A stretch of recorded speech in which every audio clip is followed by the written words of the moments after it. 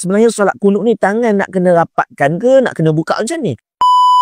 Baik, bismillahirrahmanirrahim. Saya nak ceritakan kepada tuan-tuan dan puan-puan, bila kita kunut kan, kita solat kunut. Tahu tak, ada orang tanya, Ustaz, sebenarnya solat kunut ni tangan nak kena rapatkan ke nak kena buka macam ni? Saya tengok kadang-kadang ada orang buka tangan, kadang-kadang ada orang rapatkan. Kalau mengikut kitab yang kita ada ni, tangan itu sunat kita rapatkan.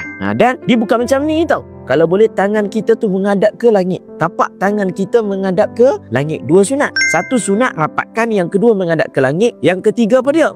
Yang ketiga bila kita baca waqina syarra ma qadait, kita terbalikkan tapak tangan. Siapa dapat 3 sunat dekat kunut? Cuba komen. Dapat satu ilmu. Tuan-tuan, sebenarnya apa yang saya duk cerita tadi tu adalah sebahagian. Dalam buku ni kita himpunkan sehingga 500 pahala dalam satu-satu ibadat. Maknanya dalam satu-satu solat. Contohnya nak angkat takbir ada 18 sunat. Nak sebut amin saja tu ada 3 bacaan amin dan ada 15 pahala yang kita boleh kutip dekat amin. Kenapa jadi detail ni Ustaz? Sebab kita bahaskan secara satu persatu. Contoh kunut tadi kan kita kata memang angkat tangan je, tapi angkat tangan rapatkan satu pahala lain. Menghadap ke kiblat pahala yang kedua. So bayangkan dalam satu ibadat solat kita dapat kumpulkan 500 pahala. Jom dah 2025 dah ni. Bila kita nak belajar detail bab solat kita? Dapatkan buku ni, saya jamin pasti lebih daripada 80% benda yang kita tak pernah dengar. Jom dapatkan sekarang.